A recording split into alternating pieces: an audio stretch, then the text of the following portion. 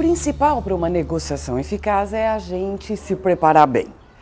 E esse é um grande problema nosso, dos ocidentais, principalmente de nós brasileiros, que somos executores por natureza e temos dificuldade de pensar em planejamento.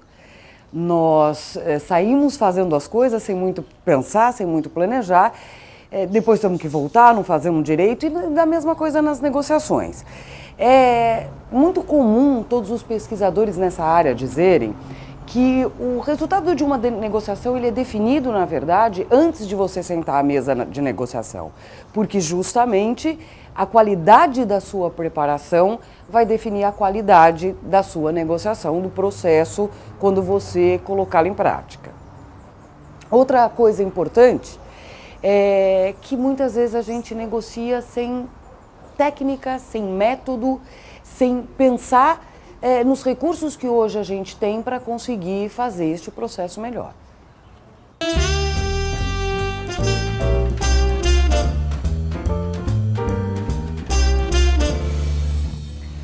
Bom, a gente tem algumas coisas básicas que a gente não pode esquecer e que são fundamentais para a gente fazer uma boa negociação. Claro que eu preciso conhecer muito bem o que eu estou negociando, levantar todas as informações possíveis sobre o meu mercado, se possível sobre o negociador, mas preciso também refletir sobre qual é o objetivo da minha negociação, que está me levando a negociar, que problema eu preciso resolver na minha empresa, na minha vida pessoal, que me leva a negociar.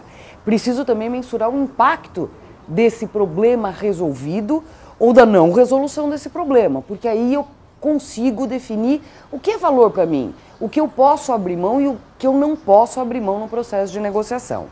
Depois disso, e talvez o mais importante, é eu definir uma alternativa a um possível acordo na mesa de negociação. E para isso eu preciso pensar, se eu não chegar num acordo, que alternativas eu tenho? E se eu não tiver nenhuma, eu preciso buscar.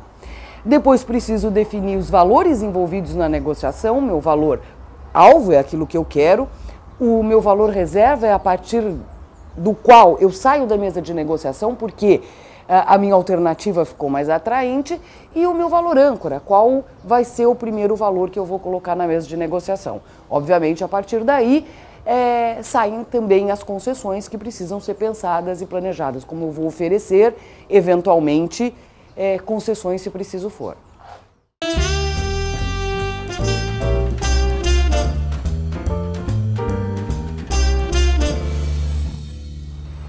Olha, eu acho que o principal pecado do negociador brasileiro é justamente não se preparar, tá? Mas tem algumas outras coisas que são comuns e são aquelas coisas que é difícil a gente ensinar, a gente sensibiliza muitas vezes os nossos alunos a respeito da importância disso, mas principalmente a gente adquirir ou fazer um esforço para ter um interesse genuíno pela outra parte, pelo ser humano. Porque uma coisa fundamental, né, que a gente não pode esquecer, é que não existe negociações entre empresas. Sempre tem um ser humano do outro lado da mesa tomando uma decisão. E eu preciso ter um interesse por esse ser humano para tentar perceber o que é importante para ele, para fazer as perguntas certas e para ouvir de fato, tentando pensar com a cabeça do outro, tentando entender o que é valor também para o outro, para que a gente concilie os interesses durante o processo.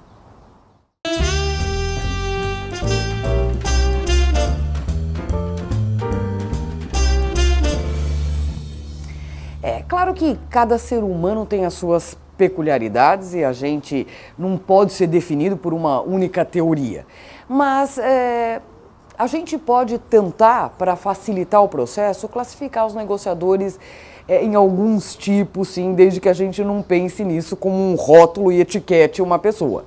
Mas a gente tem negociadores que são mais analíticos, são mais inseguros às vezes para decidir e são pessoas que querem detalhes, querem segurança para tomar a decisão. Por outro lado, nós temos outros negociadores que são muito mais voltados para resultados, para o curto prazo. E são pessoas que têm mais dificuldade de pensar no longo prazo e que eu consigo sensibilizar quando falo de curto prazo, em plano de ação, no que fazer. Tenho negociadores que são muito voltados para a aceitação social, para as amizades.